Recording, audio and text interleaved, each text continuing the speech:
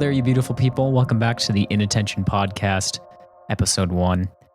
I would like to introduce you to me.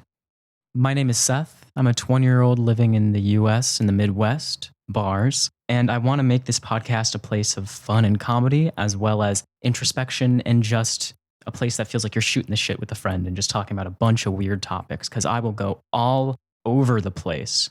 I also intend to have some friends of mine on the podcast in the future, and I just want it to make a place where you can feel like you can relax and just hang out and just fucking vibe.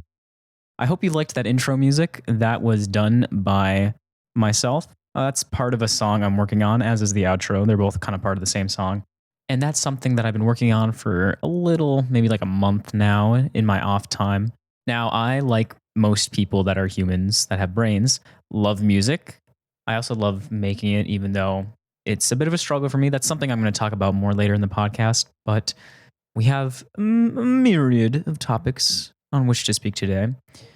And I'll be addressing essentially my own little therapy session here today.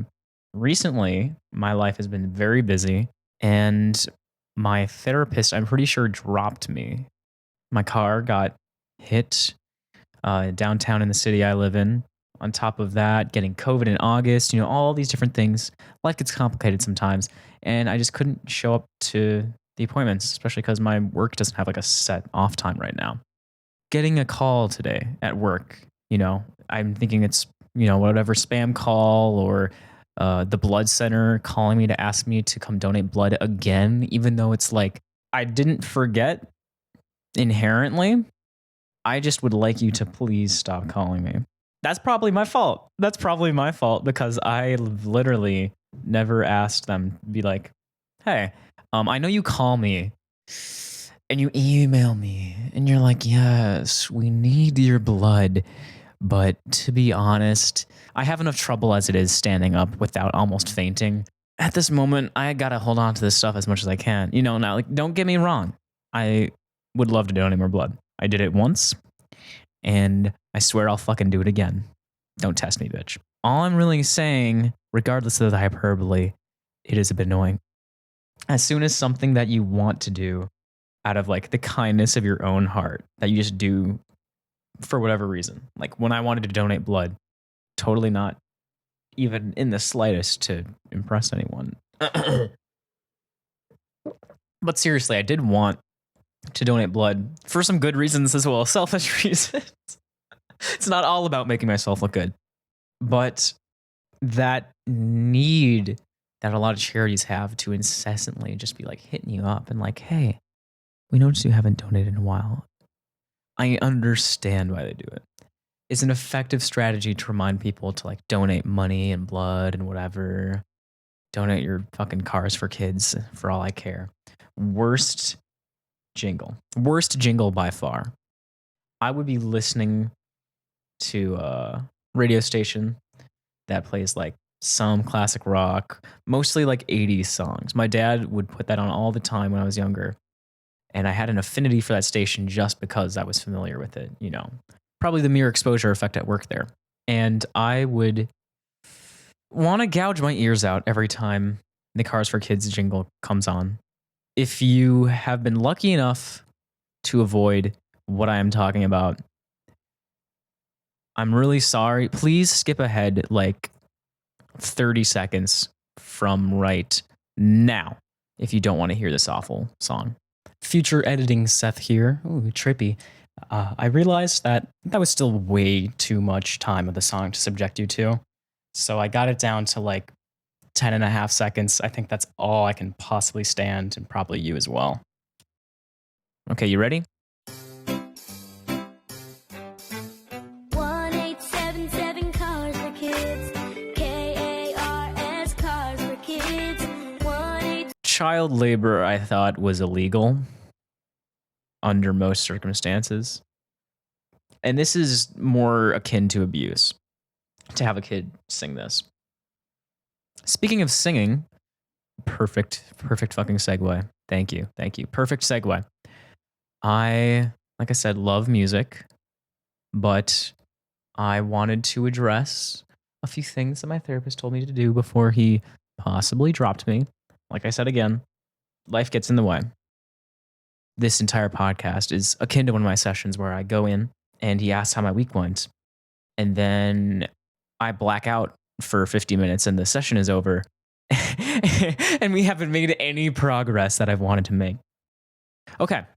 At the last or like second to last appointment I had with him, he brought up something at the end because I was having like a really, really tough time for a couple weeks, like after getting my car hit and then getting COVID and having all this anxiety about work, having anxiety about moving into a new apartment and wondering if I'm going to be able to make my rent payments, relying on a parent for transportation during the time I don't have a vehicle. All these things were weighing me down. And he was like, had this idea that 3 things I wouldn't change about myself. Just journal 3 things I wouldn't change about myself. And in classic me fashion, I was like, hell yeah, that's a that sounds like a solid idea. I need to have a little more of an ego boost right now. So in this case, I'm like, okay, this sounds like a nice, wholesome activity I can do. And I take out my phone. I was like, I'm going to put this into my reminders right now. 3 things I wouldn't change about myself. I'll do it tonight. And it has been, wow. 5 weeks ago since I sent myself that reminder. I have not done that yet. So what I did is I thought it'd be fun to just elaborate on 3 aspects of myself. It's not that I wouldn't tweak them. Everybody has insecurities. Everybody has things they would like to change about themselves, including myself. But pretending that they're not there, pretending you don't have those insecurities is probably way worse than not. So yeah, sure. I have 3 things listed here, and they are very, very broad topics. I have my sense of curiosity and knowledge, my love for music, and my sense of humor, general ADHD kind of vibe, my affability, stuff like that. Number 1, thing I wouldn't change about myself, sense of curiosity and my general love for knowledge. As far as I can remember, I've been super curious about a lot of stuff, but the more I think back, the more that I see it gravitates back to space a lot. I'm not sure if there's any one reason I can pinpoint why that is. I can give reasons now. I'm like, I can say all these things that I like about space and why I find it fascinating. But that initial spark, it's there's so many things that you can't quite put your finger on. I know there's media like Magic School Bus when they went to the moon. That was a great thing. Great episode. What was it? Arnold Palmer. Was it Arnold that took his helmet off? Then he becomes like a golem made out of ice on the moon.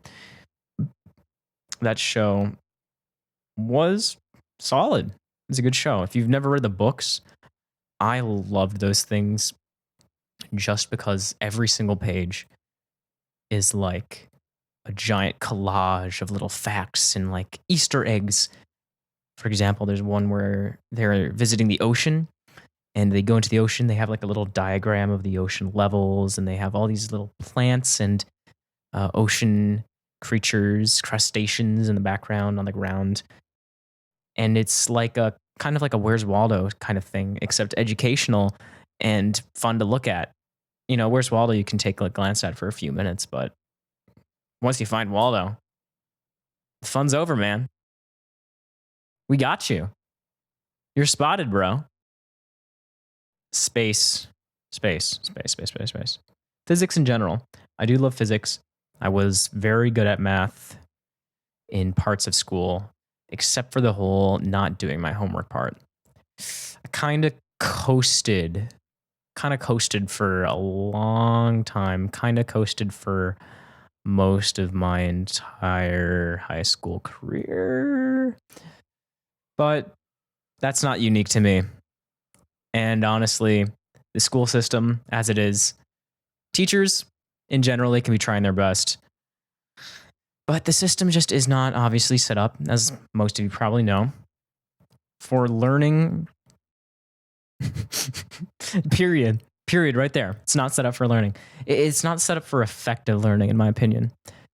Obviously, as a person that has a brain that's diagnosed ADHD, I can say much more definitively, oh, this is not working for me at all. But even the average kid, I feel, can't get as much out of school as they should.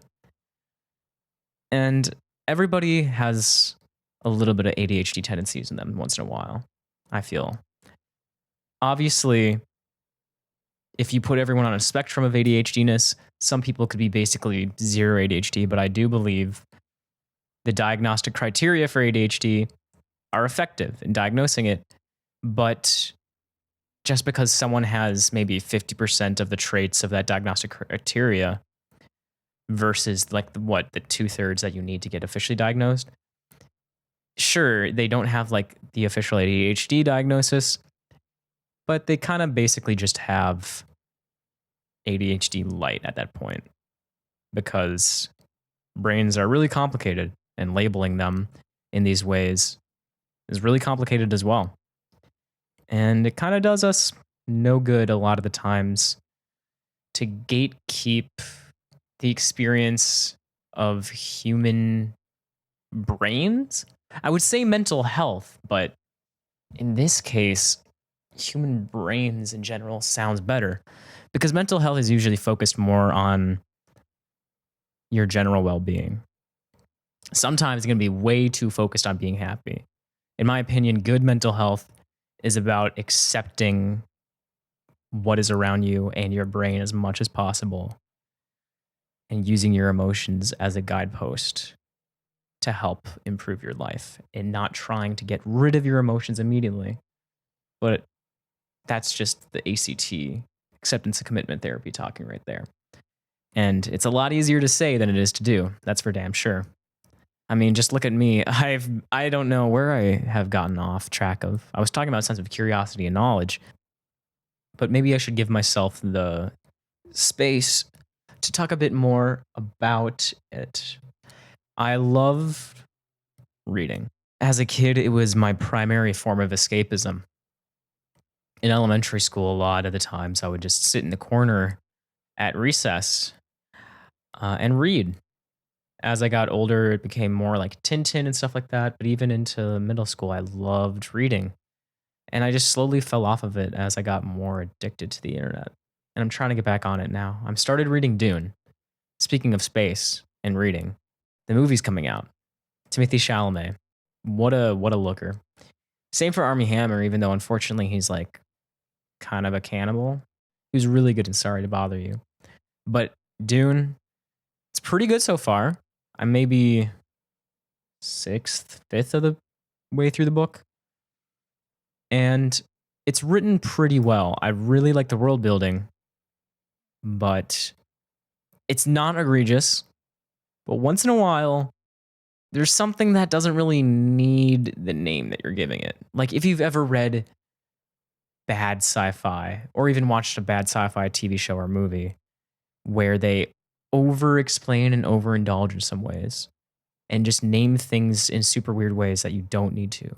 Like, for example, in Dune, there's a scene, no spoilers here really, by the way. There's a scene where there's like a shipment of men coming in from one planet to another and meeting some of the main characters of the book. And when they get off the shuttle, the narration talks about how they're all carrying space bags.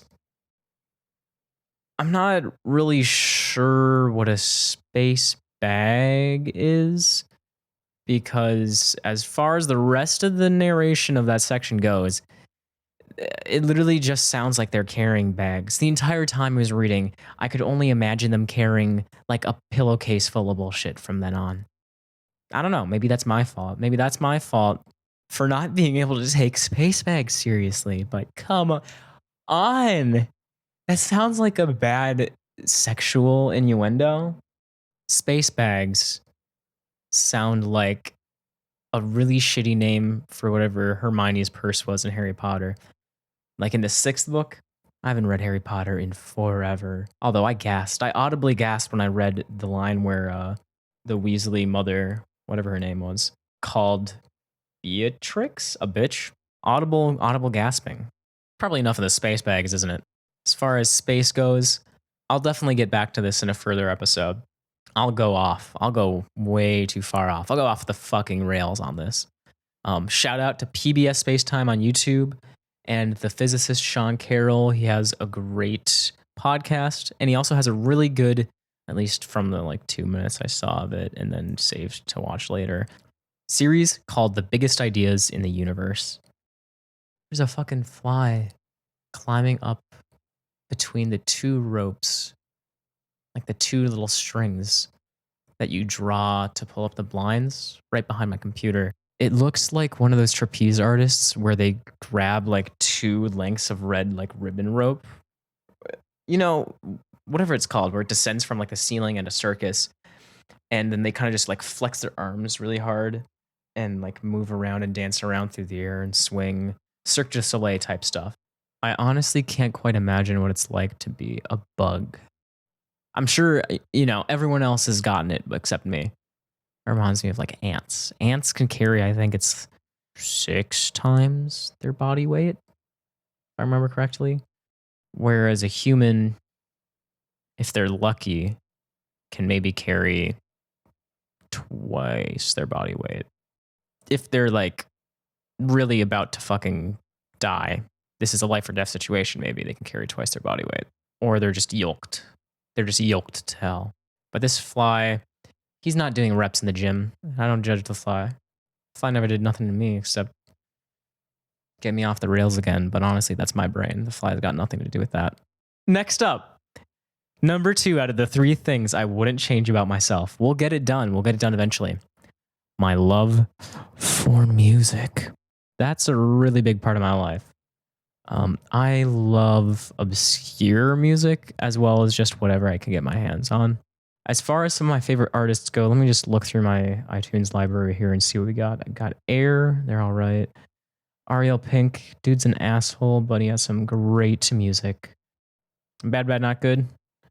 I'm a hipster with them. I bought that album on vinyl before Time Moves Slow became popular on TikTok, but I'm really happy it did. It's a good song. Childish Gambino's good. Choir Boy is a new one that I've heard. That's really good. CMON, Confusing Mix of Nations. That's a pretty solid album. The song Mind Boggling on that is really good, as well as Peter Pan, despite some lyrics on the album not being all that amazing. It has some really good sounds on it. Daft Punk, of course, Dan Deacon. Frankie Rose has a really good song called Heaven. Gorillaz is amazing. Gautier Making Mirrors album. That's the one that had somebody that I used to know on it. That one is a really good album. It's a really solid like indie pop album. And I think it's underappreciated, honestly. Despite that single on it having, what was it, over 1 billion views now, which is crazy. I somehow never find anything else about like the whole album itself. Gorilla Toss, oh, they're good. They're real good. They're real weird. If you like weird music, check out Gorilla Toss. John Mouse is also good. Also allegedly an asshole. Kendrick Lamar, Caro Bonito, Kid Cudi, Lemon Demon. Shout out to Neil Cicerega. Trans rights, by the way.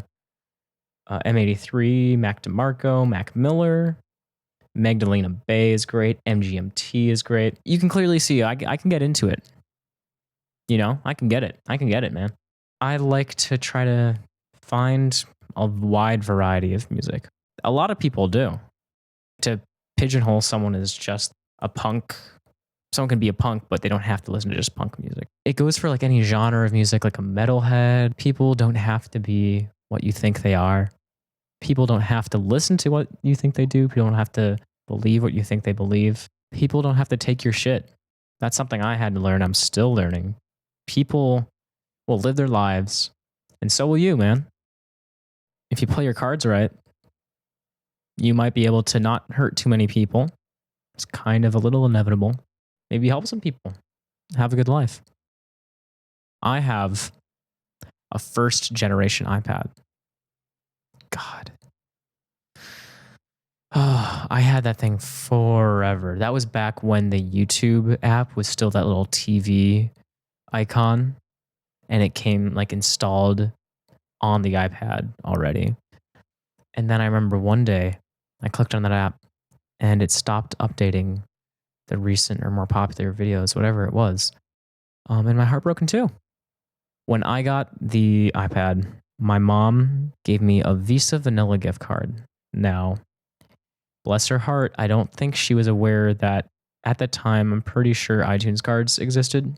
But I get that thing and I put it into my iPad. I'm like, sweet, $25 on this thing. Let's get Abbey Road. I was in my Beatles phase at that point. It's a good album. I wouldn't exactly say it's my favorite Beatles album. I do have it on vinyl. I think I still have it, but please tell me my ex doesn't have that. Abbey Road was like $16 on there. I used up over half the card for sure. My little ass, I wanted some fucking Angry Birds games and not just the free versions. I wanted the full HD paid game, baby, for the iPad. It's dumb that the iPad app would cost more than the iPhone app. And then I kind of didn't stop. And I kind of bragged to other people. I was like, hey, dude, I got this $25 gift card, but something glitched. It's letting me buy more than I had on it. Little did I know, Visa Vanilla cards essentially just work as a disposable credit card, basically. Not great. I got in a lot of trouble with my dad. I'm a little kid. I have ADHD and I make a lot of mistakes. Some of it is literally just forgetting stuff in a room. Because that's my life. My life is forgetting things in the other room and then going into a different room, looking for that thing in that room for 5 minutes and then wondering where I put it down. With these things that can sound like issues I'm complaining about, I've learned like not to be like, oh, I completely accept who I am. No issues here. No issues here, officer. I love myself. But I've learned to more accept those aspects of myself, and I really can take comfort sometimes in myself, knowing that I'll always be who I am and I can improve myself, but I can never change the fact that I am who I am. That's a really important lesson for me, and I'm still learning it all the time, and I don't think I'll ever stop. Because if I did, I would be dead. I will talk about death in a later episode. The discussion would have to tie in with my thoughts on time as a whole. And I also want to do some research before that. Something I'll talk about and expand in further episodes is my music making process, so to speak. I love making music. I'm getting better. I'm getting more consistent. I'm getting results that I'm proud of more often. The issue is mainly just finishing songs. I don't know how many scraps of songs that I have just saved on my hard drive or voice memos. So many voice memos I've yet to sort through. As far as music making goes, I made an EP back in, I don't know how long ago it was, junior year of high school. I am very young. I'm 20 years old. I am but a baby. So I was 17 at the time. There are definitely some poor choices as far as lyricism goes. I don't know what the fuck I was trying to make a commentary about. I was trying to be deep, okay? I was trying to be deep. And so I had this song that was called like Temporary Emo in February of 2018, something like that. It was basically the most emo song that I had made ever, and I still have ever made, because my other quote unquote emo songs at least have some more artistry behind them. But this one was more a shit, bro, I'm sad kind of song. And I tried to make some like racial commentary. This sounds like it's going in a much worse place. It's not exactly great, but it's. Let me explain. Okay. I was trying to make a commentary on like my whiteness. I think this was like a white guilt stage. After I gotten past my edgy stage, I had a white guilt stage, I think. And it's not like I never have pangs of it here or there, But it's like just something you kind of got to be like, okay, that's there. Let it move on and not really act on any of the dumb ideas that one might get from a white guilt thought. Probably not helpful and probably a bit demeaning sometimes too.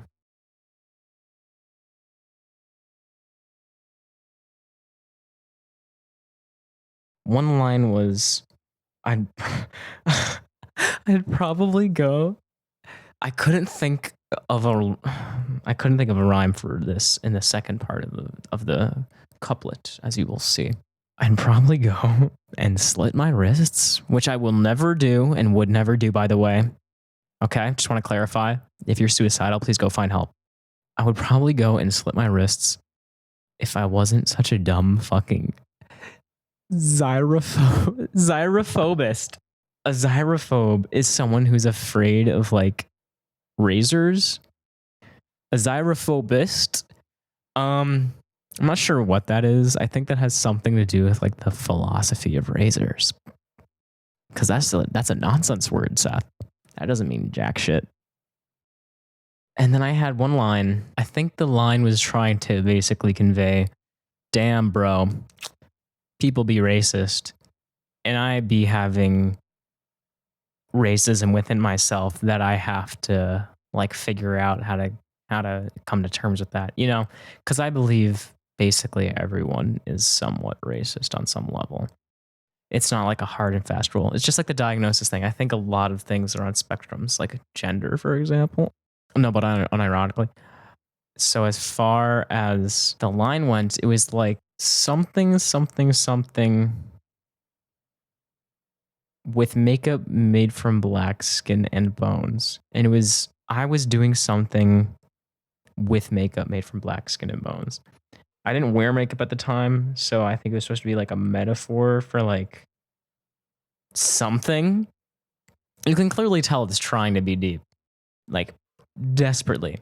Not every song on the album has as bad lyrics as this, but that's quite a standout. And that's the one song I deleted on it. I have the other 6 songs on my iTunes library. One is not on SoundCloud, but the rest of them are on SoundCloud under Your Son or Daughter, the Blister Gatherer EP, if you want to hear what I sounded like back in junior year of high school. Honestly, I think in a future episode, I'll go through the surviving 6 tracks, maybe 5. One I would have to probably skip. I'll go through them, I think, and review them. Give a little in-depth analysis. Honestly, number 3 for things I would change about myself is my sense of humor, general ADHD and affability. I am learning to appreciate, maybe not like, but I'm learning to appreciate aspects of living with the brain that I have. And affability, because I like a good vocab word. Thank you so much for listening to my first episode of this podcast. I know it is messy. It is a ramble. But honestly, it went a lot better than I expected. Apologies for any audio issues. You know, I am learning still how the hell to do this. I hope you enjoy this outro song that's playing right now. That's also from the same project as the intro song. Thank you very much. This has been In Attention, the podcast, episode 1. Thank you. Bye.